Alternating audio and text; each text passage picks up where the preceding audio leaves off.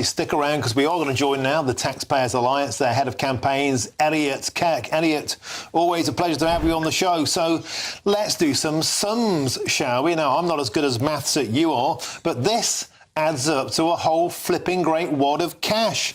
£100 million for the rail unions, £10 billion for the public sector workers, that's NHS workers and teachers, junior doctors, £500 million. Some people say it's as high as £13 billion if you add in future pensions liabilities. That's a lot of money, Elliot Keck, and sure as night follows day, surely the only way this can be paid for is with tax rises.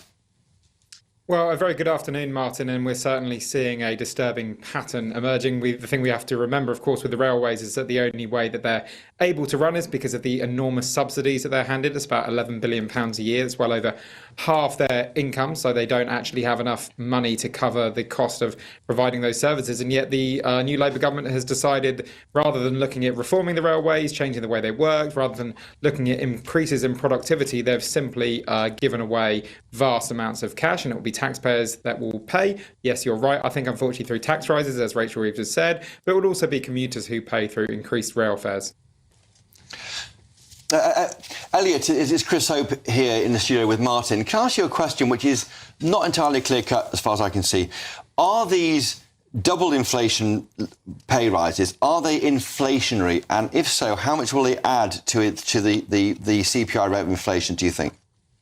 Well, listen, it's impossible to say an exact amount, but what we do know is the public sector take at about 48% of overall government revenue. The public sector pay bill is an absolutely vast one. So whenever you start hiking public sector pay by significant amounts, and of course we already are seeing some inflationary pressures starting to return. We saw inflation tick up just in the last couple of days. So whenever you make such significant pay rises to such a significant part of the workforce, and a workforce that isn't seeing productivity improvements and hasn't seen productivity improvements really for decades, and undoubtedly there is a risk that it could be inflationary.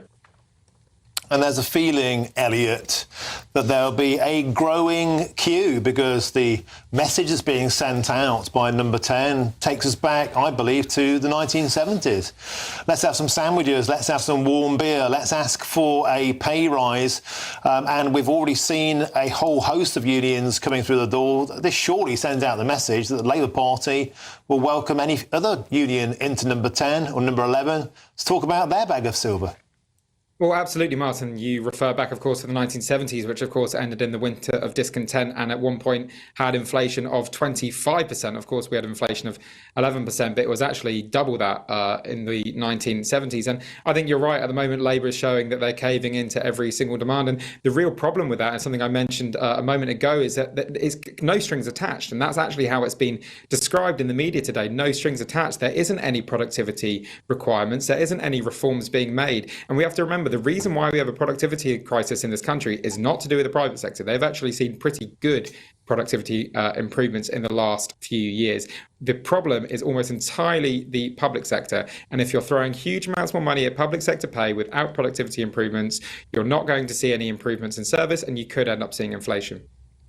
Now, Elliot Keck, the Chancellor has said there won't be a tax rise on income tax. There won't be VAT rises. There won't be national insurance rises. But to be Mystic Elliot for a minute, I mean, they've got to raise taxes somewhere. Is a direction of travel, a flash of the ankle, if you like, the winter fuel payment, £4 billion of savings there, looking at pensioners, looking at the better off. Who do you think the Labour Party will be going after in terms of filling their black hole?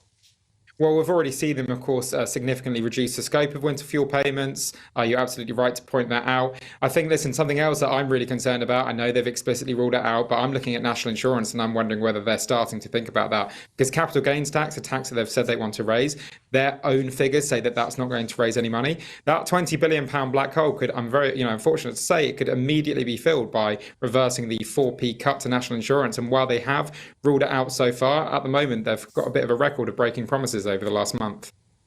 Elliot, if you look closely at the £20 billion black hole which the Rachel Reeves said she'd found, have you looked at it? Is it real? Well, it's certainly debatable. The problem is with the black hole is so much of it has been created by the fact that Labour want to increase spending so much. So it is in many respects a self-manufactured black hole. That isn't to deny the state of the public finances. We at the TPA are running a campaign at the moment on the national debt. It is over $2.5 trillion. So there is a problem with the public finances. But that specific 20 billion figure is driven in large part by the Labour Party's own desire to splash of cash. OK, thank you very much for joining us. That's Elliot Keck, the head of campaigns at the Taxpayers Alliance.